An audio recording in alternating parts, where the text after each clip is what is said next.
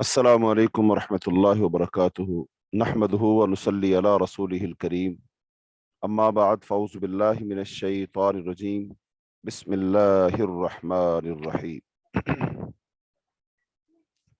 आज हमारे सबक का आगाज होता है बुलूगुल मराम, उसकी किताबुस सलाह और किताबुस सलाह से बाबुल मसाजिद, मस्जिद के अहकाम व मसाइल का बयान। तो यहाँ से हमारे सबक का आज आगाज होगा। तो पहली हदीस है वअन्हु अन्न रसूलुल्लाह सल्लल्लाहु अलैहि वसल्लम क़ाल इज़ा रअयतुम मन यबीउ औ यब्ताउ फिल मस्जिद फ़क़ूलू ला अरबहल्लाहु तिजारतक, रवाहु नसाई व तिर्मिज़ी व हस्सनहु। हज़रत अबू हुरैरा रज़ी अल्लाह तआला अन्हु से रिवायत है कि नबी सल्लल्लाहु अलैहि वसल्लम ने इरशाद फरमाया कि जब तुम उसे देखो जो मस्जिद में कुछ बेच रहा है या कुछ खरीद रहा है, तो उसे ये कहो अल्लाह तेरी इस खरीदो फरोख्त में नफा ना दे। जब तुम किसी शख्स को मस्जिद में कोई चीज बेचते हुए देखो या कोई चीज खरीदते हुए देखो, तो फिर तुम उसके लिए ये कहो अल्लाह तेरी इस तिजारत में तुझे नफा ना दे। तो इस हदीस में जो मसला बयान किया गया वो ये है कि मस्जिद में खरीदो फरोख्त करना मना है। मस्जिद में तिजारत करना, खरीदो फरोख्त करना ये मना है, क्योंकि ये अमर मसाजिद की गर्ज़ो गायत के मुनाफी है। इसलिए ऐसा करने वाले को वो बद्दुआ दी जा रही है जो तिजारत के मकसूद के मुनाफी है। कोई भी शख्स तिजारत इसलिए करता है कि उसको मुनाफा आएगा, तो उसका माल बढ़ेगा। तो अब ऐसा शख्स जो मस्जिद में खरीदो फरोख्त कर रहा हो, तो उसको ये बद्दुआ दी और आप सल्लल्लाहु अलैहि वसल्लम ने हुक्म दिया कि तुम लोग उसको बद्दुआ दो कि अल्लाह पाक तेरी तिजारत तेरे लिए नफा बख्श ना बनाए। तो इससे ही पता चला कि मसाजिद में खरीदो फरोख्त नहीं करनी चाहिए, चूँकि मसाजिद को बनाया गया है अल्लाह की इबादत के लिए। तो अब जहाँ अल्लाह की इबादत करने के लिए हम आएंगे, अगर वहाँ पर खरीदो फरोख्त की बातें होंगी तो फिर तो इंसान का ध्यान खरीदो फरोख्त की तरफ ही हो जाएगा, अल्लाह की याद की तरफ तो नहीं होगा। और इबादत करने जब इंसान आता है तो जाहिर बात है दुनियावी काम काज और मसरूफियात को छोड़कर आता है और हर चीज़ से कट कर यकसू होकर अल्लाह की तरफ वो इबादत करता है। और यही इबादत का मतलूब और मकसूद है कि इंसान अल्लाह के साथ जुड़े, اللہ کو یاد کرے، اور پھر جب اللہ کو یاد کرے تو کوئی اور چیز اس کے ذہن میں نہ ہو۔ پیچھے ہم نے پڑھا یہی خشوع اور خضوع ہے کہ اللہ کی طرف انسان کا دل مائل ہو، اللہ کی ہی یاد ہو، اللہ کی ملاقات کا ذوق شوق ہو، اللہ سے کلام ہو، اللہ سے گفتگو ہو، اور اللہ سے ہٹ کر کسی اور چیز کی طرف دھیان نہ ہو۔ تو یہ تو اصل عبادت ہے۔ لیکن اگر خرید و فروخت مسجد میں ہوگی تو ظاہری بات ہے پھر انسان کی توجہ اس طرف مائل ہوگی، اور پھر بازار اور مسجد میں فرق کیا رہ جائے گا؟ مسجد میں اور بازار میں کیا فرق رہ جائے گا کہ مسجد میں بھی خرید و فروخت ہو رہی ہے اور بازار میں بھی خرید و فروخت ہو رہی ہے۔ تو اس لیے منع کیا گیا کہ مسجد میں خرید و فروخت نہیں کرنی، بلکہ اگر کوئی کرے بھی تو پھر اس کو بددعا دو، اللہ تعالیٰ اس طریقے خرید و فروخت میں تجھے نفع نہ دے۔ ہاں، خرید و فروخت کے علاوہ جو معاملات ہیں، مثلا کوئی ہبہ کرنا ہے، اور کوئی دین کا مسئلہ ہے، یا پھر نکاح کا مسئلہ ہے، تو یہ معاملات جو ہے مسجد میں طے ہو سکتے ہیں، چونکہ ان میں دنیاوی غرض نہیں ہوتی ہے کوئی، تو یہ جو ہے فلاحی کام ہے، تو یہ مسجد کے اندر ہو سکتے ہیں، ان کی اجازت اور گنجائش ہوگی۔ آگے حدیث ہے جس میں یہ مسئلہ بیان کیا جائے گا کہ مسجد میں حدود قائم نہ کی جائیں۔ حدود سے مراد اگر کسی شخص نے چوری کی ہے نا، تو اب اس نے اتنا مال چوری کیا ہے جس چوری کی وجہ سے اس کا ہاتھ کاٹا جائے گا، تو لہذا اب اس کا ہاتھ مسجد میں نہ کاٹا جائے، یہ ہوگی حد۔ تو یعنی مساجد میں حدود نہیں لگائی جائیں گی، حدود لگائی جائیں گی مسجد کے باہر، یعنی کہ سزا جو دینی ہے تو وہ سزا باہر دی جائے گی، مسجد کے اندر نہیں دی جائے گی۔ تو حدیث ہے وعن حکیم ابن حزام قال قال رسول اللہ صلی اللہ علیہ وسلم لا تقام الحدود في المساجد ولا يستفاد فيها، رواہ احمد و ابو داؤد بسند ضعیف۔ حضرت حکیم بن حزام رضی اللہ تعالیٰ عنہ سے روایت ہے، وہ فرماتے ہیں کہ نبی صلی اللہ علیہ وسلم کا ارشاد ہے، مساجد میں نہ تو حد قائم کی جائے اور نہ قصاص ہی لیا جائے، یعنی نہ تو قصاص لیا جائے گا اور نہ ہی حد قائم کی جائے گی۔ تو لہٰذا اس حدیث سے ہمیں یہی بات معلوم ہوتی ہے کہ حدود اور قصاص کا مسجد میں قائم کرنا منع ہے، کیونکہ یہ دونوں امر مسجد کی تطہیر اور تنظیف کے بھی خلاف ہیں، اور مسجد کی تعظیم اور تشریف کے بھی خلاف ہے۔ منع اس لیے کیا گیا ہے کہ مسجد کو تو پاک صاف اور طاہر رکھنے کا حکم ہے، لیکن جب سزا دی جائے گی، حد نافذ کی جائے گی، تو ظاہری بات ہے جس کو کوڑے مارے جا رہے ہیں، سزا دی جا رہی ہے، تو اس کے جسم سے خون بہے گا، اور اس کے ساتھ سزا کے دوران اس کے جسم سے کوئی پیشاب پخانہ بھی نکل سکتا ہے، تو جس کی وجہ سے مسجد کیا ہو جائے گی؟ گندی ہو جائے گی، تو مسجد کے اندر گندگی پھیل جائے گی، تو لہٰذا مسجد کے اندر اس کام کو کرنے سے منع کر دیا گیا۔ آگے حدیث ہے جس سے یہ بات معلوم ہوگی کہ مسجد کے اندر کسی مریض کا خیمہ لگایا جا سکتا ہے، مسجد میں کسی مریض کا خیمہ لگایا جا سکتا ہے، تاکہ لوگ اس کی تیمارداری کر لیں، کہ چونکہ سب لوگ مسجد میں نماز پڑھنے آئیں گے تو ساتھ اس کی تیمارداری بھی ہو جائے گی۔ تو لہذا حدیث ہے وہ ان عائشہ قالت اصیب سعد یوم الخندق فضرب علیہ رسول اللہ صلی اللہ علیہ وسلم خیمة فی المسجد لیعودہ من قریب متفق علیہ۔ حضرت عائشہ رضی اللہ تعالی عنہ سے روایت وہ فرماتی ہیں کہ خندق کے دن حضرت سعد رضی اللہ تعالیٰ عنہ کو زخم لگا، چنانچہ نبی صلی اللہ علیہ وسلم نے مسجد میں ہی ان کا خیمہ لگوایا تاکہ پاس ہی سے ان کی عیادت کر سکیں۔ غزوہ خندق، جس کو غزوہ احزاب بھی کہتے ہیں، تو اس جنگ میں حضرت سعد رضی اللہ تعالیٰ عنہ کو تیر آ کر لگا جس سے وہ زخمی ہو گئے۔ تو اب ایک یہ تھا کہ ان کو وہ ان کے گھر منتقل کیا جاتا، اور گھر ان کا دور تھا، تو اب ظاہری بات ہے وہاں جانا اور عیادت کرنا قدر مشکل تھا، تو آپ صلی اللہ علیہ وسلم نے کیا کیا کہ ان کا خیمہ مسجد میں لگوا دیا، اور مسجد میں لگوانے کا جو مقصد تھا، غرض و غائد تھی، وہ یہی تھی کہ مسجد میں آسانی سے ہم ان کی تیمارداری کر سکیں گے، حال احوال معلوم کر لیں گے۔ تو اس سہولت کے پیش نظر آپ صلی اللہ علیہ وسلم نے مسجد میں خیمہ لگوا دیا۔ اور حضرت سعد رضی اللہ تعالیٰ عنہ کا یہ خاص واقعہ ہے جس میں اللہ تعالیٰ نے ان کی دعا قبول فرمائی تھی، اور وہ واقعہ یہ ہے کہ غزوہ خندق میں ان کو تیر آ کر لگا، اور جب تیر لگا تو وہ ایک خاص جگہ پر لگا، رگ میں لگا، تو جس میں تیر لگ جانے سے خون جو ہے کثرت کے ساتھ بہہ جاتا ہے، اور ظاہر بات ہے جب انسان کے جسم سے خون سارا بہہ جائے گا تو پھر انسان کی جان چلی جائے گی۔ تو پھر اس وقت حضرت سعد رضی اللہ تعالیٰ عنہ نے اللہ تعالیٰ سے دعا کی تھی، اور دعا یہ کی تھی کہ اے اللہ مجھے اس وقت تک موت نہ دینا جب تک میں بنو قریظہ کا انجام اپنی آنکھوں سے نہ دیکھ لوں۔ اب یہ بنو قریظہ کون ہے؟ بنو قریظہ یہ یہودیوں کا ایک قبیلہ ہے، اور یہودیوں کے جو قبیلے تھے نا مدینہ میں وہ تین تھے، ایک تھا بنو قریظہ، اور ایک تھا بنو قینقاع، اور ایک تھا بنو نذیر۔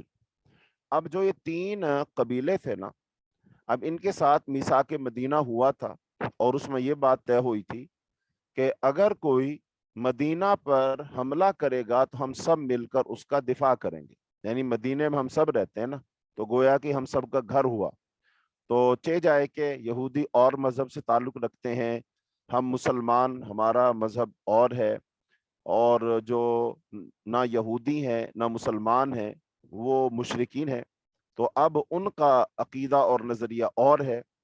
تو اب یہ مختلف عقائد اور نظریات کے جو لوگ مدینہ میں آباد ہیں، لیکن مدینہ تو سب کا ہے نا، سب کے گھر یہاں پر ہیں، تو اب اگر کوئی مدینہ پر حملہ آور ہوتا ہے تو ہم سب مل کر کیا کریں گے؟ مدینہ کا دفاع کریں گے۔ تو یہ معاہدہ ہوا تھا یہودیوں کے ساتھ۔ لیکن جب غزوہ خندق میں ابو سفیان جو تھا وہ 10,000 کا لشکر لے آیا، 10,000 کا لشکر لایا، مدینہ پر چڑھائی کر دی، تو اب باہر تو چونکہ آپ صلی اللہ علیہ وسلم نے دفاع کے لیے خندق کھدوا دی تھی، تو اب وہ آ تو نہیں سکتے تھے، تو اب انہوں نے ساز باز کی کہ جو یہودی قبائل ہیں نا ان کو اپنے ساتھ ملایا جائے۔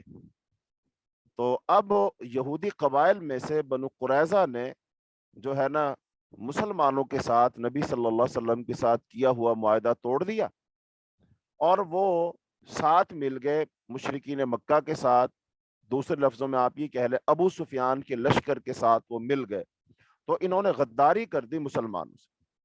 اب ظاہری بات ہے مسلمان پہلے ہی پریشانی میں تھے، 10,000 کا لشکر باہر اس نے پڑاؤ ڈالا ہوا ہے، اور مسلمان تو تعداد میں بھی تھوڑے تھے۔ اچھا اب چلو خندق کھود کر دفاع مضبوط کر لیا تھا، لیکن اب جو یہودیوں کے قبائل تھے نا وہ پیچھے تھے، تو انہوں نے بغاوت کر دی، معاہدہ توڑ دیا، دشمن کے ساتھ مل گئے۔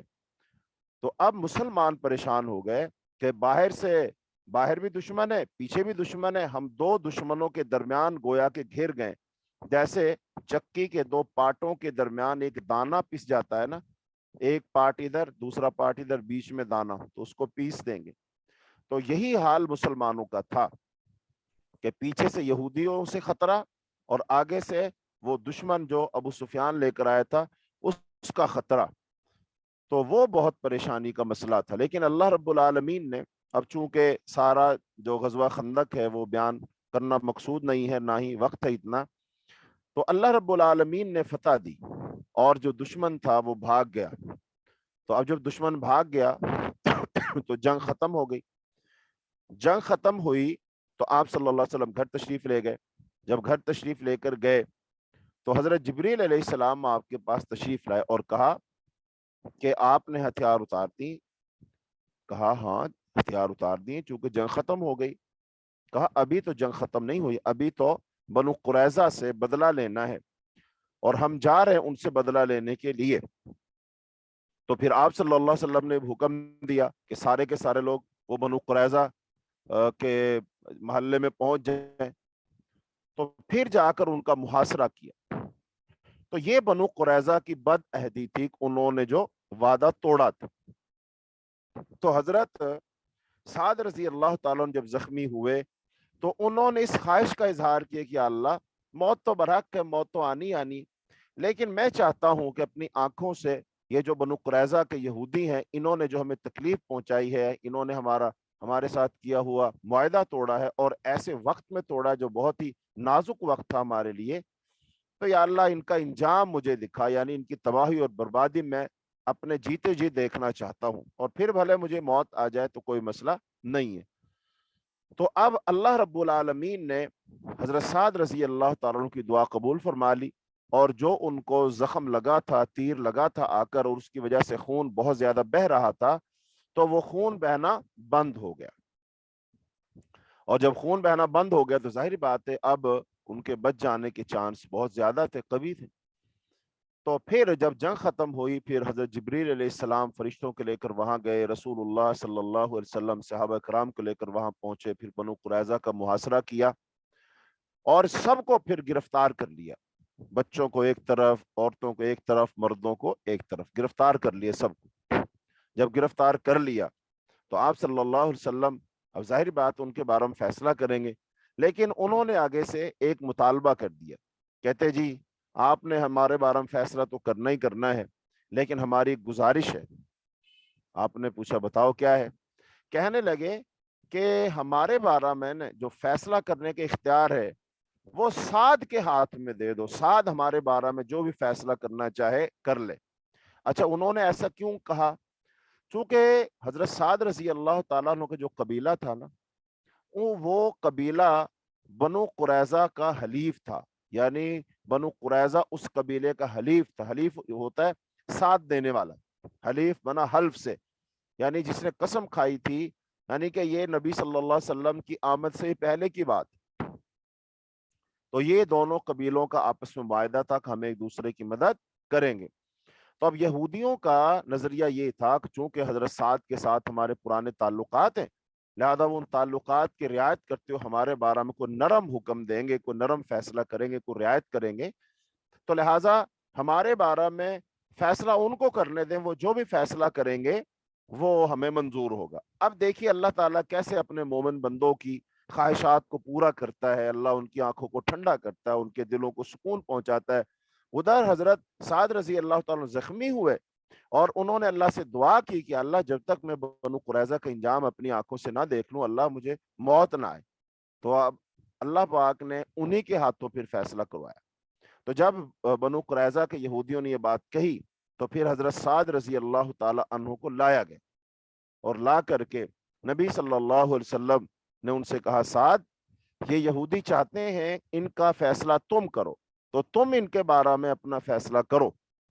حضرت سعد رضی اللہ تعالیٰ عنہ نے ان کو پکا کرنے کے لیے 2-3 دفعہ آپ صلی اللہ علیہ وسلم کے سامنے پوچھا، واقعی میں جو فیصلہ کروں گا ان کو منظور ہوگا؟ کہا جی ہاں منظور ہوگا۔ کہا سوچ لو، کہا جو فیصلہ کروں گا منظور ہوگا؟ کہا جی منظور ہوگا۔ حضرت سعد رضی اللہ تعالیٰ عنہ نے پھر فیصلہ کیا کہ پھر میرا فیصلہ یہ ہے کہ ان کے جو مرد ہیں نا، جو مرد ہیں ان سب کو قتل کر دیا جائے، اور جو بچے ہیں ان کو غلام بنا لیا جائے، اور جو عورتیں ہیں ان کو باندیاں بنا لی جائے، کنیزیں بنا لیا جائے۔ یہ میرا فیصلہ ہے۔ تو جب حضرت سعد رضی اللہ تعالیٰ نے فیصلہ کیا تو آپ صلی اللہ علیہ وسلم فرمایا، سعد جو فیصلہ تو نے زمین پر کیا ہے یہی فیصلہ اللہ نے آسمانوں پر کیا ہے۔ تو پھر ان بنو قریظہ کے لوگوں کو قتل کیا گیا۔ تو یہ ہے حضرت سعد رضی اللہ تعالیٰ عنہ کا مختصر واقعہ کہ حضرت سعد قبیلہ اوس کے سردار تھے، قبیلہ اوس کے، چونکہ 2 قبیلے تھے نا، اوس اور خزرج، تو یہ سردار تھے قبیلہ اوس کے۔ تو قبیلہ اوس کے سردار ہیں جن کی اپنے قبیلہ میں بے حد عزت اور فضیلت تھی۔ انہیں غزوہ خندق میں تیر آ لگا تھا، اور معلوم نہیں کس نے پھینکا تھا، لیکن ایک تیر آ لگا، انجانہ تیر آ لگا، اور وہ ایک ایسی رگ میں لگا کہ زخم لگنے سے عموماً اتنا خون بہنے لگتا ہے کہ وہ بالآخر جان لیوا ثابت ہوتا ہے۔ تو حضرت سعد کو یہی توقع تھی کہ زخم کے لگنے کے بعد اب ان کا بچنا محال ہے، چنانچہ انہوں نے اللہ تعالیٰ سے دعا کی کہ جب تک وہ بنو قریظہ کی بد عہدی کا انجام نہ دیکھ لے جو انہوں نے غزوہ خندق میں کی ہے، اس وقت تک مجھے موت نہ آئے۔ پھر اللہ تعالیٰ کی شان کے ایسا ہی ہوا، حضرت سعد نے یہ دعا اس لیے مانگی تھی کہ انہیں خاص بنی قریظہ کی بد عہدی کا بے حد رنج تھا، چونکہ وہ ان کے حلیف تھے نا، تو ان کو دکھ بھی بہت زیادہ ہوا کہ ان کو ایسا کرنا تو نہیں چاہیے تھا، لیکن انہوں نے تو بہت برا کیا۔ تو یہ واقعہ تو اس لیے نبی صلی اللہ علیہ وسلم نے ان کا خیمہ کہاں لگوا دیا تھا؟ مسجد میں لگوایا تھا. اس سے پتہ چلا مسجد کے اندر خیمہ لگایا جا سکتا ہے. تو اس حدیث سے جو ہمیں باتیں معلوم ہوتی ہیں وہ یہی ہے کہ مسجد میں خیمہ نصب کر سکتے ہیں. اور پھر سعد رضی اللہ تعالیٰ کو مقام مرتبہ اور فضیلت بھی اس سے واضح ہوتی ہے. اور امت کے ساتھ نبی صلی اللہ علیہ وسلم کا وہ مشفقانہ رویہ کہ آپ نے خیمہ مسجد میں لگوا لیے تاکہ آپ باقاعدہ ان کی تیمارداری کرتے رہیں یہ بات بھی واضح ہوتی ہے. اور پھر یہ بات بھی واضح ہوتی ہے کہ مریض کی عادت مشروع ہے، البتہ یہ عادت اس مریض کی ہے جو صاحب فراش ہو کر رہ گیا ہو، اور جو ہلکے پھلکے مرض کے ساتھ لوگوں میں چلتا پھرتا اور آتا جاتا ہو اس کی عادت کی کوئی ضرورت نہیں ہے. اور مریض قریب ہو تو اس کی عادت بھی آسان ہو جاتی ہے. تو یہ ساری باتیں ہمیں اس حدیث سے معلوم ہوتی ہیں. آگے حدیث ہے، اس سے یہ بات معلوم ہوگی کہ مسجد میں جہادی کھیل کھیلا جا سکتا ہے. مسجد میں جہادی کھیل کھیلا جا سکتا ہے، کوئی ٹریننگ کی جا سکتی ہے، اس ٹریننگ کا مظاہرہ کر کے دکھایا جا سکتا ہے. تو حدیث وَأَنْهَا قَالَتْ رَأَيْتُ رسول اللہ صلی اللہ علیہ وسلم، جلا دو لائٹ، رأيت رسول اللہ صلی اللہ علیہ وسلم يسترني وأنا أنظر إلى الحبشة يلعبون في المسجد متفق علیہ. حضرت عائشہ رضی اللہ تعالیٰ عنہ سے روایت وہ فرماتی ہے کہ میں نے رسول اللہ صلی اللہ علیہ وسلم کو دیکھا کہ آپ مجھے مردوں سے اپنی اوٹ میں لے رہے تھے. یسترونی کا مطلب مجھے چھپا رہے تھے، مجھے اوٹ میں لے رہے تھے، پردہ کر رہے تھے، جبکہ میں آپ کی اوٹ سے حبشیوں کو مسجد میں جنگی مشقوں کے کھیل کھیلتے دیکھ رہی تھی. یعنی نبی صلی اللہ علیہ وسلم آگے کھڑے، حضرت عائشہ ان کے پیچھے کھڑی ہیں، اور ان کے پیچھے کھڑے ہو کر اپنا چہرہ مبارک جو ہے نا اپنی ٹھوڑی نبی صلی اللہ علیہ وسلم کے کندھے پر رکھ کر تو وہ دیکھ رہی تھی مسجد میں. مسجد میں کیا دیکھ رہی تھی؟ حبشہ کے جو لوگ تھے، حبشی تھے، وہ جو ہے کرتب کر کے دکھا رہے تھے. تو میں ان کو دیکھ رہی تھی، رسول اللہ صلی اللہ علیہ وسلم مجھے دکھا رہے تھے. اور یہ کہاں ہو رہا تھا؟ یہ مسجد نبوی کے اندر ہو رہا تھا. تو اس حدیث میں یہ مسئلہ بتایا گیا ہے. اس حدیث سے یہ بات ہمیں معلوم ہوتی ہے کہ مسجد میں تیر اندازی وغیرہ جنگی مشقوں کے کھیلوں کا مظاہرہ کرنا جائز ہے، تو وہ کیا جا سکتا ہے. ہاں اس میں بس یہی خیال رکھا جائے گا کہ ایک تو کسی کو نقصان نہ پہنچے، اور دوسرا جو نمازی ہے وہ تنگ نہ ہو.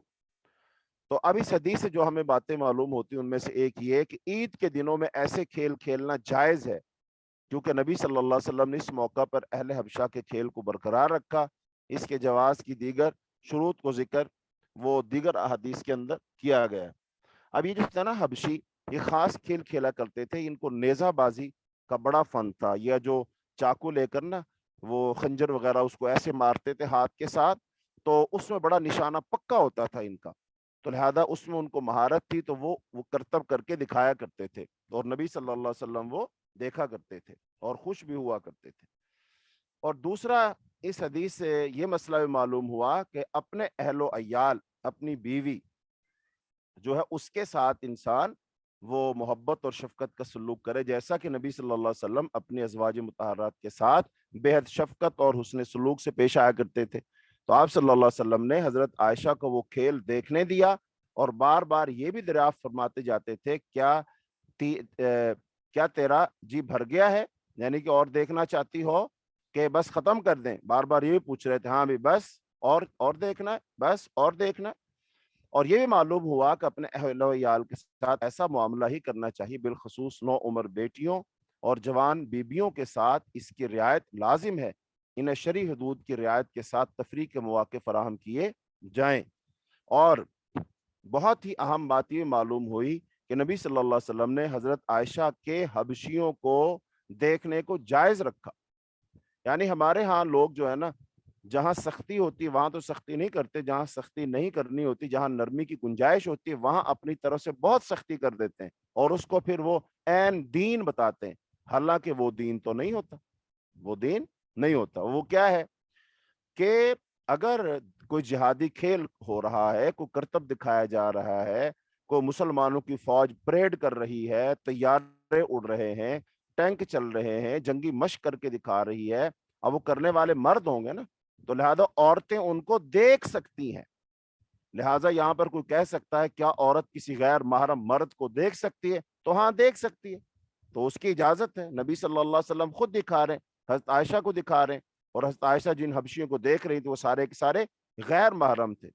تو لہذا غیر محرم کو کسی ضرورت کی وجہ سے عورت دیکھ سکتی ہے, اس کے اندر کوئی مذائقہ نہیں ہے. آگے حدیث ہے جس میں یہ مسئلہ بیان کیا جائے گا کہ مسجد کے اندر مطلق طور پر خیمہ لگانا, یعنی کہ کوئی مسئلہ نہ ہو. جیسے حضرت سعد رضی اللہ تعالیٰ عنہ تو زخمی ہو گئے تھے نا, اس وجہ سے خیمہ لگایا تھا. لیکن اگر کوئی زخمی نہ ہو, ویسے ہی مسجد کے صحن میں خیمہ لگا دیا جائے, کوئی شخص وہاں رہنا شروع کر دے, تو کیا اس کی اجازت ہوگی یا نہیں ہوگی؟ تو حدیث ہے وَأَنْهَا أَنَّ وَلِيدَةً سَوْدَاءَ كَانَ لَهَا خِبَاءٌ فِي الْمَسْجِدِ فَقَانَتْ تَأْتِينِي فَتُحَدِّثُ عِنْدِي متفق علیہ. حضرت عائشہ رضی اللہ تعالیٰ عنہ سے روایت ہے, وہ فرماتی ہیں کہ ایک سیاہ فام کنیز کا مسجد نبوی میں خیمہ لگا ہوتا تھا, وہ میرے پاس آ کر میرے ساتھ باتیں کیا کرتی تھی. یعنی کہ خادمہ تھی, ایک کنیز تھی, اس کا خیمہ مسجد میں لگایا گیا تھا, تو وہ اس خیمے میں رہا کرتی تھی. اور حضرت عائشہ رضی اللہ تعالیٰ عنہ فرماتی ہیں کہ وہ میرے پاس آ جاتی تھی اور مجھ سے باتیں کیا کرتی تھی. تو اس حدیث میں یہ مسئلہ بیان کیا گیا, اگر کسی باندی کا کوئی کفیل اور اس کا کوئی گھر نہ ہو, مسکن نہ ہو, تو وہ ضرورت کی بنا پر مسجد میں خیمہ لگا کر وہ رہ سکتی ہے. تو یہ جو ہے نا خاص مسئلہ ہے, خاص صورتحال ہے. اگر ایسا کوئی شخص ہے کہ اس کے پاس گھر نہیں ہے اور وہ کہیں اور رہ نہیں سکتا ہے, جیسے کوئی مسافر آ جاتا ہے وغیرہ وغیرہ, تو وہ مسجد میں رہ سکتا, اس کو مسجد میں ٹھہرایا جا سکتا, اس کے اندر کوئی قباحت نہیں ہے. تو اب آگے مسئلہ ہے مسجد میں تھوکنے کی ممانعت. مسجد میں تھوکنے کی ممانعت, کہ مسجد میں تھوکنا نہیں چاہیے. وعن انس قال قال رسول اللہ صلی اللہ علیہ وسلم البصاق فی المسجد خطیئۃ وکفارتها دفنها متفق علیہ. حضرت انس رضی اللہ تعالیٰ سے روایت ہے, وہ فرماتے ہیں کہ نبی صلی اللہ علیہ وسلم کا ارشاد ہے مسجد میں تھوکنا برائی ہے, اور اس برائی کا کفارہ اس تھوک کو دفن کر دینا ہے. تو اس حدیث سے یہ بات واضح ہوتی ہے کہ مسجد میں تھوکنا سخت بے ادبی ہے, کیونکہ اس فعل کو خطیئہ سے تعبیر کیا گیا ہے. لہذا جیسے بن پڑے اس تھوک کو مسجد سے ہٹا دیا جائے, یعنی کہ مسجد میں تھوکنا ہی نہیں ہے, لیکن اگر کسی وجہ سے تھوکا ہے تو خطا وہ, لیکن اب اس کا کفارہ کیا ہے, اس تھوک کو مسجد سے ہٹا دیا جائے. اس کو کچی جگہ ہے تو اس کو اوپر مٹی ڈال کر اس کو دفن کر دیا جائے, چھپا دیا جائے. تو اس حدیث سے ہمیں یہ بات معلوم ہوتی ہے. تو اب ایک وہ حدیث پیچھے ہم نے پڑھی تھی کہ اگر کوئی شخص نماز کے دوران اگر اس کو تھوک آ جائے تو اس کا مسئلہ یہ تھا کہ وہ اپنی الٹی سائڈ پر اپنے پاؤں کے نیچے تھوک دے. تو دیکھو, ایک ہے مجبوری کی صورت اور نماز کے اندر, اور دوسرا یہ ہے کہ وہ بندہ ویسے ہی تھوک رہا ہے مسجد میں, تو دونوں کی ایک تو کیفیت الگ الگ ہے. اور پھر یہ ہے کہ مسجدیں بعض کچی ہوتی ہیں, بعض پکی ہوتی ہیں. اب ظاہر بات, جو پکی مسجد ہے تو اس میں تو وہ جو تھوک ہے تو وہ تو کئی لحاظ سے نا وہ قباحت کا باعث بنے گا. ایک تو دیکھنے میں بھی اچھا نہیں لگے گا, پھر اس میں مکھیاں بھی بنائیں گی, پھر مسجد گندی ہو جائے گی, لوگ کراہت اور نفرت کریں گے, تو اس وجہ سے. لیکن اگر کچی مسجد ہے, وہاں اگر تھوکا ہے تو اس کو اوپر تو مٹی ڈالنے سے وہ چھپ جائے گا. بہرحال ان دونوں حدیثوں میں ان کو کیسے تطبیق دی جا سکتی ہے, تو جس حدیث میں نماز کے دوران بائیں پاؤں تلے تھوکنے کا حکم ہے, اور یہ حدیث تو ان کے اندر کوئی تعارض نہیں ہے, کیونکہ وہ حکم مسجد سے باہر کا ہے, اور جو مسجد میں ہو وہ اپنے کپڑے یا دامن کے پلوں میں تھوکے. یعنی کہ اب اگر مسجد میں کوئی ہے, اس کو تھوک آ گیا ہے, تو پھر وہ کیا کرے, تھوک سکتا ہے. تو بعض دفعہ انسان کو پتہ ہوتا ہے کہ مجھے بلغم آتی ہے, تھوک آتا ہے, تو اپنے جیب میں کوئی کپڑا رکھ لیتا ہے, آج کل تو ٹشو رکھ لیتا ہے, تو اس میں اس تھوک کو لے لیتا ہے اور اس کو پھر اپنی جیب میں رکھ لے, اور جب مسجد سے باہر نکلے تو اس کو پھینک دے, ڈسٹ بن وغیرہ میں ڈال دے, جو اس کے لیے آسانی ہو جائے گی.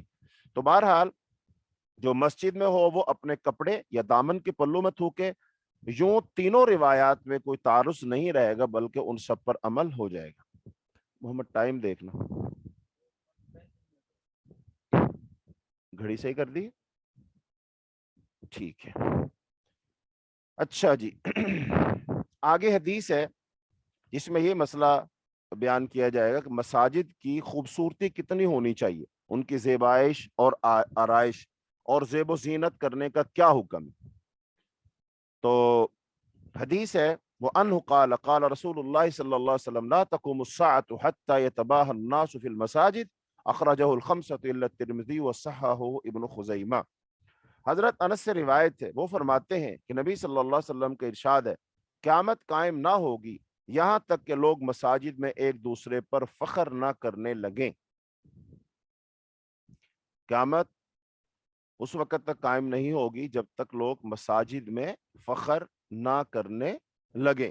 لا تقوم الساعة، قیامت معروف ہے، یعنی کہ مراد یہ قیامت اس وقت تک قائم نہ ہوگی جب تک کہ نوبت یہاں تک نہ پہنچ جائے۔ یہ تباہ کا معنی ہوتا ہے فخر کرنا، ایک دوسرے پر فخر کرنا، یعنی لوگ ایک دوسرے پر اس بات پہ فخر کریں گے کہ کس نے زیادہ خوبصورت مسجد بنائی ہے، کس کی مسجد زیادہ خوبصورت ہے۔ اب مسجد کے اندر ظاہری طور پر بناوٹ بھی آئے گی، کتنا اونچا مینار ہے، پھر اس کا رنگ روغن ہے، پھر مسجد کے اندر فرش ہے، لائٹیں ہیں، پینٹ ہے، پردے ہیں، فانوس لوگوں نے لگائے ہوتے ہیں، ممبر لگایا ہوتا ہے، قالین بچھایا ہوتا ہے۔ اب یہ ساری چیزوں میں لوگ ایک دوسرے سے مقابلہ کریں گے اور دیکھیں گے کہ ہاں بھائی کس کی مسجد زیادہ خوبصورت ہے، کس کی مسجد میں زیادہ جو ہے نا خوبصورتی ہے، ڈیزائننگ ہے، چمک دمک وغیرہ۔ تو بہرحال اس روایت میں مساجد کو باہم فخر و ریا اور نمود و نمائش کے طور پر مزین و آراستہ کرنے اور اس پر بے دریغ پیسہ بہانے کی مذمت بیان کی گئی ہے، اور اسے قیامت آنے کی ایک علامت قرار دیا گیا ہے۔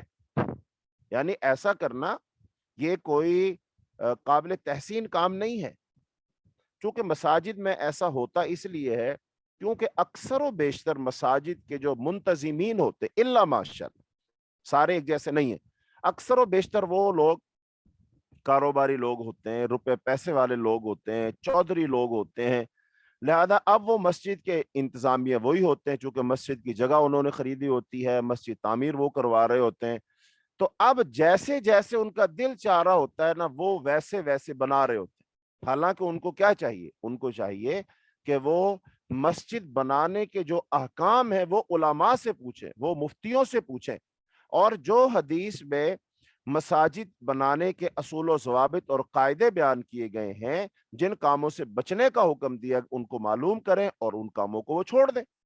لیکن ہوتا اصل میں یہ ہے کہ وہ جو مسجد کے جو خطیب صاحب ہیں، مولوی صاحب ہیں، مفتی صاحب ہیں، تو وہ بھی اس بات سے تھوڑا اس کے دل میں بھی ہچکچاہٹ ہوتی ہے کہ یہ سیٹھ صاحب ہیں اور مسجد بنوا رہے ہیں، اگر میں نے ان کی خواہشات کا احترام نہ کیا تو ہو سکتا ہے وہ پھر مجھے مسجد سے نکال دیں، مسجد میں نہ رکھیں۔ تو اس لیے وہ بھی پھر ان کی خواہشات کا نا احترام کرتے ہوئے آگے سے جی جی ہاں جی کرتے رہتے ہیں، جس کی وجہ سے ان کو شے ملتی رہتی ہے اور وہ پھر مسجد کو ویسے بناتے ہیں جیسے ان کا دل چاہتا ہے۔ اچھا پھر ایک اور لوگ دلیل دیتے ہیں، کہتے ہیں دیکھو اپنے گھر تو ہم اتنے خوبصورت بناتے ہیں اور اللہ کا گھر ہم سادہ سا بناتے ہیں، تو اس لیے جب اپنا گھر اتنا خوبصورت ہے، اتنا پیسہ خرچ کیا ہے، تو اللہ کے گھر پر تو بہت پیسہ خرچ ہونا چاہیے، بہت خوبصورت بنانا چاہیے۔ ارے بھائی خدا کے بندو، تمہیں یہ کس نے کہا ہے کہ تم اپنے گھر بہت بڑے بناؤ، بہت ہی خوبصورت بناؤ، اتنے کروڑوں اربوں روپے گھر پر ہی لگا دو، اس کی آرائش اور زیبائش پر لگا دو؟ یہ کس نے کہا ہے؟ ارے نہ تو اتنا پیسہ اپنے گھر پر لگانا ہے اور نہ ہی اتنا پیسہ اللہ کے گھر پر لگانا ہے۔ پہلے تم نے غلط کام کیا، اپنے گھر پر اتنا پیسہ لگا دیا، اور اب اس ایک غلط کام کی بنیاد پر تم اللہ کے گھر پر اتنا پیسہ لگا کر سمجھ رہے ہو کہ ہم نے بڑا فضیلت والا کام کیا۔ ایسا نہیں ہے، چونکہ اب نبی صلی اللہ علیہ وسلم اس دنیا میں رہے کہ نہیں رہے نا، تو آپ صلی اللہ علیہ وسلم کا گھر کیسا تھا؟ وہ سادہ سا کمرہ، وہ کھجور کے پتوں کی چھت، کچی مٹی کا فرش، ایک کھجور کے پتوں سے بنی چٹائی پر سونا، گھر میں ایک مشکیزہ اور ایک پیالہ، تو یہ آپ کے گھر کا کل سامان ہے۔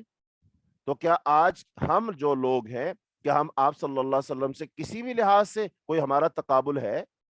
اگر گھر بنانا ہی اتنا اچھا کام ہوتا تو آپ صلی اللہ علیہ وسلم اپنا گھر بناتے. آپ کی تو ایک وقت میں 9 بیویاں تھیں, تو آپ نے تو کسی بیوی کو اتنا بڑا عالی شان محل بنا کر نہیں دیا. آپ صلی اللہ علیہ وسلم کی بیٹی حضرت فاطمہ رضی اللہ تعالی عنہا تھی, ان کو آپ نے کوئی اتنا شاندار محل بنا کر نہیں دیا. اور اس وقت مدینہ منورہ میں عشرہ مبشرہ صحابہ کرام ہوں, وہ انصار اور مہاجرین کے معززین ہوں, ان کے گھروں کو دیکھیں تو اتنے عالی شان وہ تو تھے نہیں. اسلام سے پہلے کسی نے بنایا سو بنایا, اس کے بعد تو انہوں نے بالکل سادہ زندگی گزاری. تو ہمیں بھی کیا کرنا چاہیے, ہمیں بھی سادہ رہائش اختیار کرنی چاہیے. چونکہ ہماری رہائش اس بات کا ثبوت ہے, ہمارے ذہن کی عکاسی کریں گے کہ ہم اس دنیا کو عارضی سمجھتے ہیں.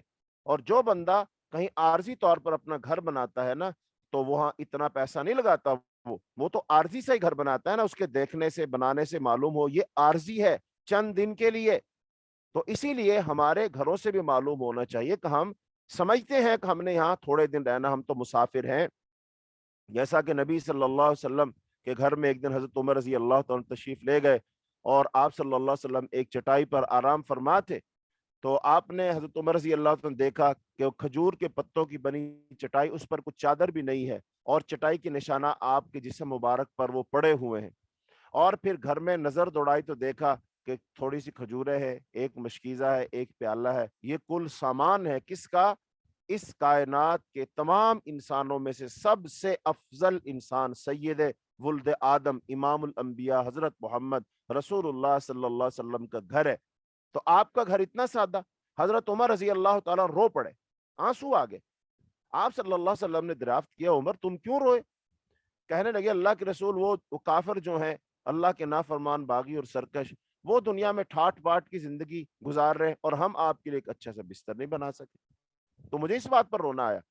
تو آپ صلی اللہ علیہ وسلم فرمایا, عمر ہمیں اس دنیا سے کیا لینا, ہماری اس دنیا کی مثال تو ایسے جیسے ایک مسافر, وہ اپنی منزل کی طرف رواں دواں ہو, لیکن رستے میں کوئی سستانے کے لیے کسی درخت کے نیچے تھوڑا سا آرام کرے, اور پھر آرام کر کے اپنی منزل کی طرف چلا جائے. تو یہ دنیا ہماری منزل نہیں ہے, یہ تو ایک گزرگاہ ہے, تو ایک سرائے ہے. ہم نے یہاں سے گزر کر آخرت کی طرف جانا ہے, اور ہمارا ٹھکانہ کہاں ہے؟ ہمارا ٹھکانہ تو انشاءاللہ اللہ کی جنت ہے, وہ ہمارا گھر ہے. پھر آپ صلی اللہ علیہ وسلم نے فرمایا, کیا عمر تم اس بات پر راضی نہیں ہو کہ اللہ کفار کو دنیا میں دے دے اور ہمیں اللہ آخرت میں دے دے؟ تو بہرحال نہ تو گھروں کو ہی اتنا ان پر اسراف اور تبذیر سے کام لینا ہے, اور نہ ہی مساجد کو اتنا مزین اور منقش بنانا ہے, چونا گچ کرنا ہے. اس سے نبی صلی اللہ علیہ وسلم نے منع کیا. اور خاص طور پر جب لوگ فخر و ریا کر کر کے مسجدوں کو اونچے سے اونچا بنانا شروع کر دیں, یہ تو بالکل بھی ان کو زیب نہیں دیتا. تو بہرحال مسجدوں کو ایسے مزین و منقش بنا, یہ قیامت کی نشانیوں میں سے ایک نشانی ہے. آگے بھی حدیث اسی مسئلہ میں ہے, مساجد کی پختہ کاری, مسجدوں کو پختہ بنانا کس قدر بنا سکتے ہیں. وعن ابن عباس قال قال رسول اللہ صلی اللہ علیہ وسلم ما امرت بتشیید المساجد اخرجہ ابو داود وصححہ ابن حبان. حضرت عبداللہ ابن عباس رضی اللہ عنہ سے روایت, وہ فرماتے ہیں کہ رسول اللہ صلی اللہ علیہ وسلم کا ارشاد ہے, فرمایا آپ نے مجھے مساجد کو پختہ بنانے کا حکم نہیں دیا گیا, مجھے مساجد کو پختہ بنانے کا حکم نہیں دیا گیا. تو اس حدیث میں مساجد کو غیر پختہ بنانے کی طرف اشارہ ہے کہ مسجدیں بناؤ تو صحیح, لیکن ان کو اتنا پختہ نہ بناؤ, مساجد کو غیر پختہ ہی رہنے دو. کیونکہ اگر اس میں خیر ہوتی تو اللہ تعالیٰ اپنے پیغمبر کو ایسا کرنے کا حکم ارشاد فرماتے. چونکہ شروع میں تو آپ صلی اللہ علیہ وسلم کے پاس مال و دولت روپیہ پیسہ نہیں تھا, لیکن جب جہاد شروع ہوا اور پھر جہاد کی برکت سے اللہ پاک نے بڑی بڑی سلطنتوں کے دروازے کھول دیے, اللہ نے فتوحات دی, اور اتنا مال غنیمت آیا, اتنا مال غنیمت آیا کہ نبی صلی اللہ علیہ وسلم ایک ایک شخص کو 100 اونٹ دے دیا کرتے تھے. اتنا مال و دولت آیا, مسجد نبوی کے صحن میں سونے چاندی کے ڈھیر لگ جاتے تھے. تو اس وقت آپ صلی اللہ علیہ وسلم اگر چاہتے تو مسجد نبوی کو بہت خوبصورت بنا سکتے تھے, بڑا مزین اور منقش بنا سکتے تھے, اور اس کو فن تعمیر کا شاہکار بنا سکتے تھے کہ لوگ دور دراز سے اس کو دیکھنے آتے, اور جو کوئی دیکھتا وہ اش اش کر اٹھتا. لیکن آپ صلی اللہ علیہ وسلم نے تو ایسا نہیں بنایا. وہی مسجد تھی, کھجور کے اس کے ستون تھے, کھجور کے پتوں کی چھت تھی, صحن جو تھا اس کا کچا تھا, कंकरियां वहां पर बिछाई हुई थी, बारिश होती थी तो छत टपक पड़ती थी, नमाजी जो कीचड़ में सजदा करते थे। ये मस्जिद थी। याद रखिए, उस वक्त की मस्जिदें कच्ची थी लेकिन नमाजी पक्के थे, उनके ईमान बहुत पक्के थे।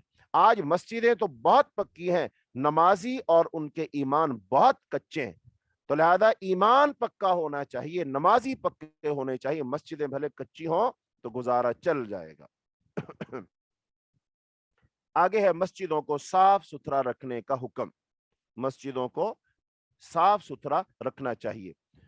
वअन अनस क़ाल क़ाल रसूलुल्लाह सल्लल्लाहु अलैहि वसल्लम उरिस्तु अला उजूर उम्मती हत्तल क़ज़ाअता युख़रिजुहा अर्रजुलु मिनल मस्जिद, रवाहु अबू दाऊद तिर्मिज़ी वस्तग़रबहु वसहहहु इब्नु खुज़ैमा। हजरत अनस रज़ी अल्लाह तआला से रिवायत है, वो फरमाते हैं कि नबी सल्लल्लाहु अलैहि वसल्लम का इरशाद है, मुझ पर वही के जरिए अपनी उम्मत के अजर पेश किए गए। वही के जरिए मुझ पर मेरी उम्मत के अजर पेश किए गए, हत्ता के वो तिनका और उसका अजर भी पेश किया गया जिसे आदमी मस्जिद से निकाल बाहर फेंकता है ताकि मस्जिद साफ सुथरी हो जाए। तो अब इस हदीस में जो खास तौर पर तवज्जो दिलाई गई है, खास तौर पर बात बताई गई है, वो ये है कि मसाजिद को साफ रखने का खूब एहतमाम किया जाए।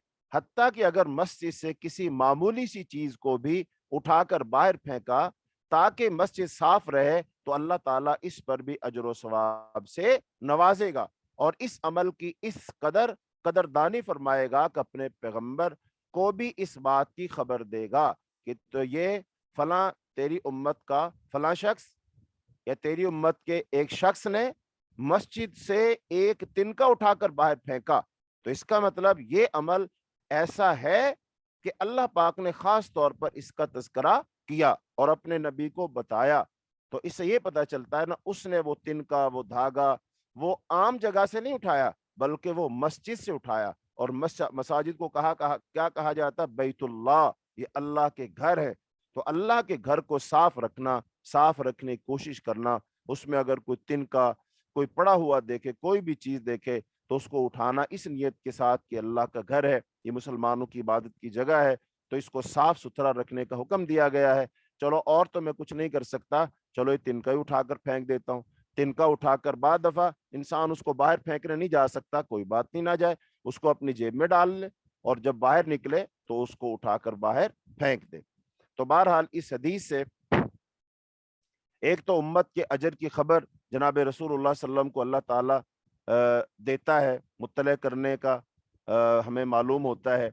और दूसरा, इस हदीस में मुबालगा की हद तक मस्जिद को साफ सुथरा रखने की तरगीब है, क्योंकि ये फेल बायस अजर सवाब है। यहीं से मसाजिद की ताज़ीम और तशरीफ का भी बखूबी अंदाज़ा होता है। तो अल्लाह ताला से दुआ है, अल्लाह ताला हमें कुरान और सुन्नत के मुताबिक ज़िंदगी बसर करने की तौफीक अता फरमाए, कुरान और सुन्नत के मुताबिक ज़िंदगी के तमाम कामों को इंजाम देने की तौफीक अता फरमाए। हत्ता के मसाजिद को भी अल्लाह हमें वो कुरान और सुन्नत के असूलों पर कारबंद रहते हुए उनको तामीर करने की तौफीक दे, उनको साफ सुथरा रखने की तौफीक दे। और अल्लाह ताला हम सब का ये जज्बात और ये काम और ये हदीस को पढ़ना पढ़ाना, अल्लाह ताला इसको अपनी बारगाह में कबूल फरमा कर इसके वसीले से अल्लाह हमारी दुनिया को अच्छा कर दे, अल्लाह हमारी आखिरत को अच्छा कर दे। जी, तो अब जो हमने आज इसबाक पढ़े हैं, सबक पढ़ा है, इस के बारे में आपकी जो सवालात हैं वो हमारी बहन मौजूद होगी, तो वो एक एक करके सवाल पढ़ दे तो हम उनके जवाब देते हैं।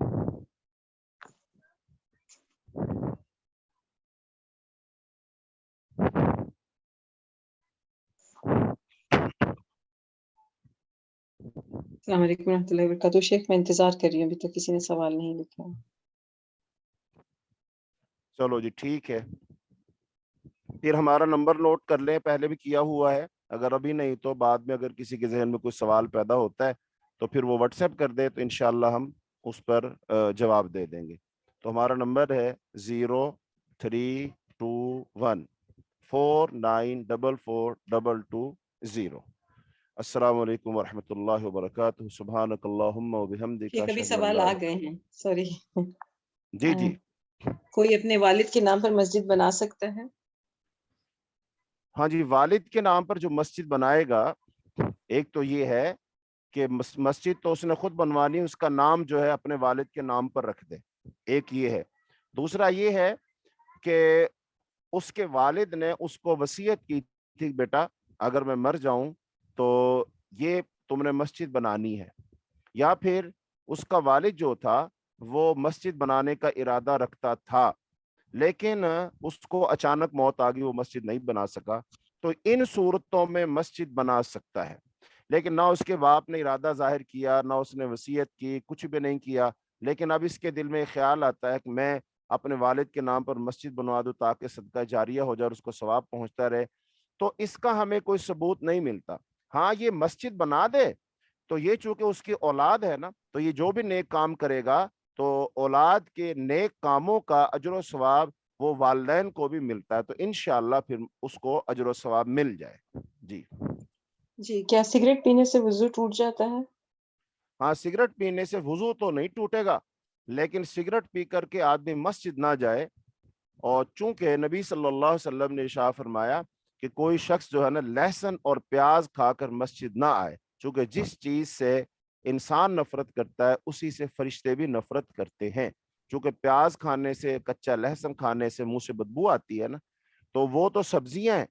तो जो बंदा सिगरेट पीता है तो सिगरेट पीने वाले बंदे के मुंह से तो बहुत स्मेल आती, बदबू आती है, तो लिहाजा जब वो प्याज लहसुन खा करके मस्जिद नहीं जा सकता तो सिगरेट पीकर भी नहीं जा सकता। और एक हदीस में आता है कि जब नमाज पढ़ने वाला शख्स, यार वो बुनैन ढूंढो, जब वो शख्स नमाज पढ़ता है ना, तो नमाज में जब वो कुरान पढ़ रहा होता है तो फरिश्ता जो होता है ना, फरिश्ता वो अपने होंठ इंसान के होंठों पे रख देता है, और जो फिर कुरान पढ़ा जा रहा था वो फरिश्ते के मुंह में जा रहा होता है।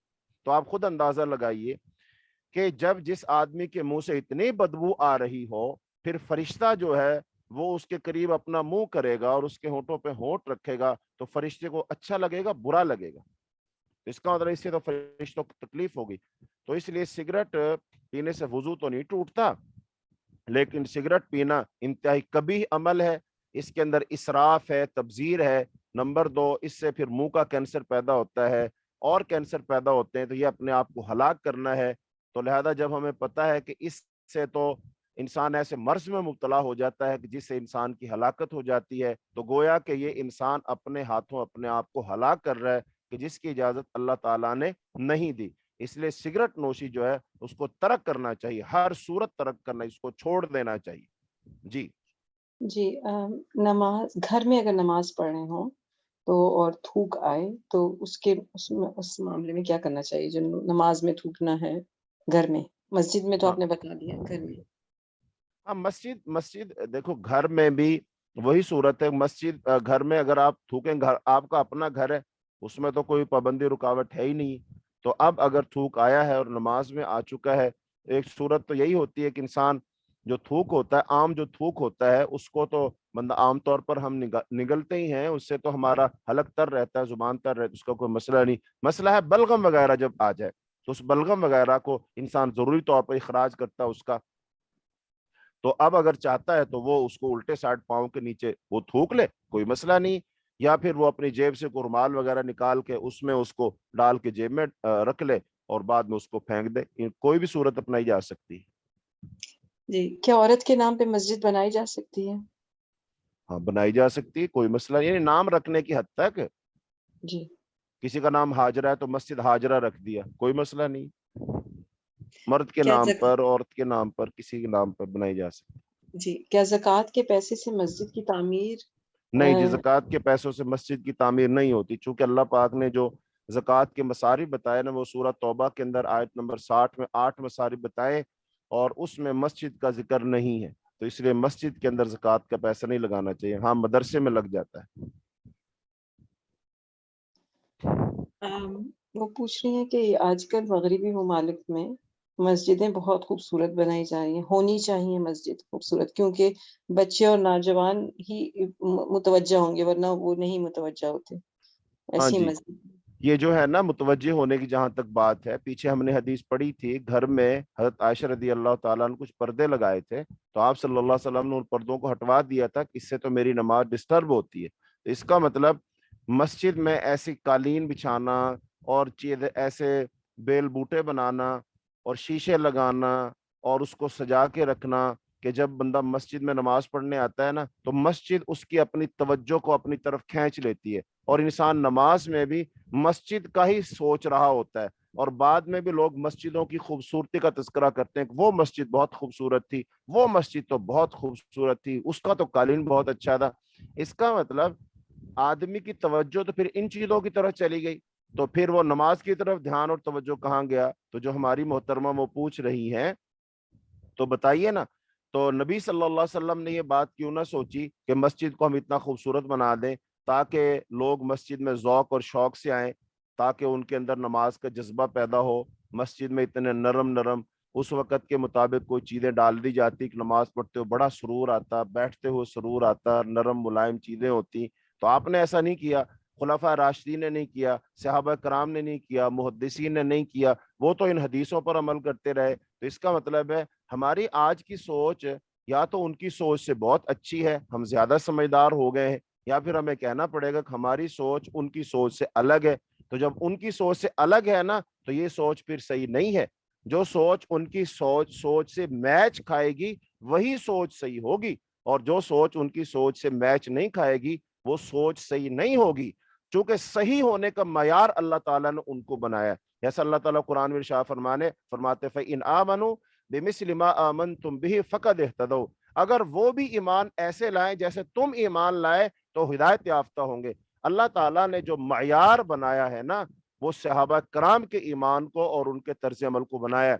اور پھر ایک حدیث میں آتا ہے نا کہ علیکم بسنتی و سنت الخلفاء الراشدین المہدیین، میری سنت کو لازم پکڑو اور پھر میرے خلفاء راشدین کی سنت کو لازم پکڑو۔ تو وہ خلفاء راشدین کون ہیں؟ حضرت ابوبکر، حضرت عمر، حضرت عثمان، حضرت علی رضی اللہ عنہ اجمعین۔ ان چار خلفاء کے دور میں مسجد نبوی کیسی رہی تھی؟ کیسی رہی تھی مسجد؟ بالکل سادہ مسجد رہی تھی۔ تو لہذا جب انہوں نے مسجد کو سادہ رکھا ہمیں بھی رکھنا چاہیے۔ اصل میں آپ کے ذہن میں آج کی مسجد نبوی کا تصور آ رہا ہے، آج کا جو مسجد حرام اس کا تصور آ رہا ہے۔ ہاں، اب اس کا یہ مسجد نبوی کو کب اس قدر مزین کیا گیا، منقش کیا گیا؟